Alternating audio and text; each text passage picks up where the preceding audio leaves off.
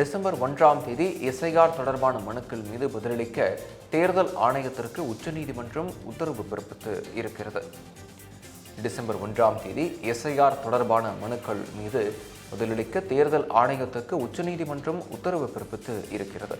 தமிழ்நாடு தொடர்புடைய மனுக்கள் அனைத்திலும் டிசம்பர் 1ஆம் தேதிக்குள் பதில் மனு தாக்கல் செய்ய உச்சநீதிமன்றம் உத்தரவு பிறப்பித்து இருக்கிறது.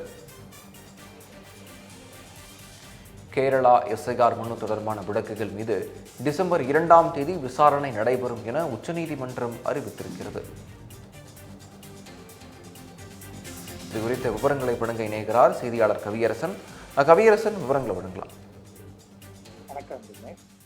எஸ்ஐஆர் எனப்படும் வாக்காளர் பட்டியல் சிறப்பு தீவிர திருத்தத்துக்கு எதிராக கேரள அரசாங்கம், அதே போல திமுக, காங்கிரஸ், விசிக, இடதுசாரிகள், அப்புறம் சில தனிநபர்கள் தொடர்ந்த வழக்குகளை உச்சநீதிமன்றத்தினுடைய தலைமை நீதிபதி சூரியகாந்த் தலைமையிலான அமர்வு இன்றைக்கு விசாரித்தது. அப்போ தேர்தல் ஆணையம் தரப்புல 99 விழுக்காடு அளவுக்கு எஸ்ஐஆருக்கான அந்த படிவங்களை விநியோகம் பண்ணிட்டோம் அப்படின்னு சொல்லப்பட்டது. அதை கேட்ட நீதிபதிகள் கேரளாவும் தமிழ்நாடு களநிலவரம் தான் வெவ்வேறு மாதிரி இருக்கு, அதனால இதை தனித்தனியா கூட விசாரிக்கலாமே அப்படின்னு கேட்டாங்க.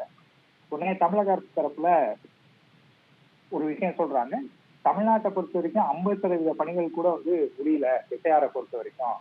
அதே போல புயலுக்கான எச்சரிக்கையும் விடுக்கப்பட்டிருக்கு, இதெல்லாம் நீங்க கவனத்துல கொள்ளணும் அப்படின்னு கேட்கிறாங்க.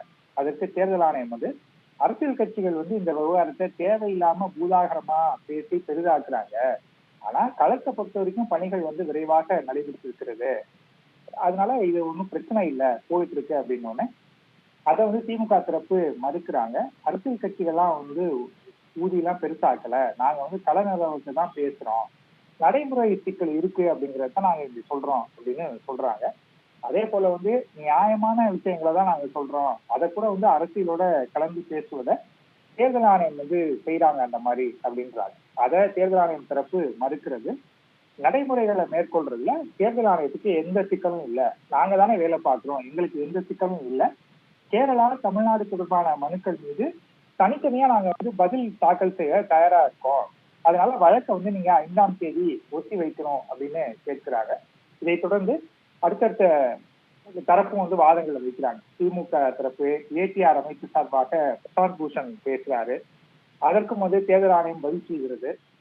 அவங்க பேசும்போது ஏராளமான பிஎல்ஓக்கள் தற்கொலை செய்து கொள்றாங்க, இது கவலைக்குரியதாக மாறிவிட்டது அப்படின்னு அவங்க கேட்கும்போது இது தொடர்பா யாருமே தனியாலாம் மனு தாக்கல் செய்யலன்னு தேர்தல் ஆணையம் மறுக்கிறாங்க. அப்ப குறிப்பிடுற தலைமை நீதிபதி தமிழ்நாடு விவகாரத்தில் தெரிவிக்கப்பட்டுள்ள புகார்கள் மீது எடுக்கப்பட்ட நடவடிக்கை சம்பந்தமாக எப்ப நீங்க அறிக்கையை தாக்கல் செய்வீங்கன்னு கேட்கிறாங்க. அறிக்கைக்கு நாங்க அந்த இதுக்கு பதிலா நாங்க திங்கட்கிழமை தாக்கல் செய்யறோம், அவங்க சொன்ன இதுக்கான பதிலா நாங்க திங்கட்கிழமை தாக்கல் செய்யறோம் அப்படின்னு சொல்றாங்க. இதை தொடர்ந்து அடுத்தடுத்து வாத பிரதிவாதங்கள் நடக்குது. அப்போ டிசம்பர் 1ஆம் தேதி இந்த மனுக்கள் மேல பதிலளிக்க உத்தரவு கொடுத்திருக்கிறாங்க உச்சநீதிமன்றம்.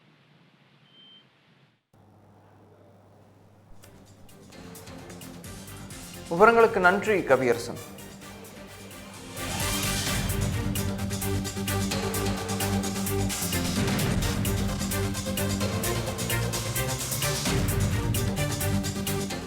சென்னையோட next biggest real estate booming லொகேஷனான சென்னை பெங்களூர் ஹைவேல ஒரு பிளாட் வாங்கணும்னு பிளான் பண்றீங்களா? பூந்தமல்லியில 6000 per square feet, ஸ்ரீபெரும்புத்தூர்ல 4000 per square feetனு மார்க்கெட் பிரைஸ் இருக்கும்போது நம்ம ஜி ஸ்கொயர்ல மட்டும்தான் half the price of Sriperumbudur and 1/3 the price of பூந்தமல்லியிலேயே உங்களுக்கு வில்லா பிளாட்ஸ் கிடைக்கும்.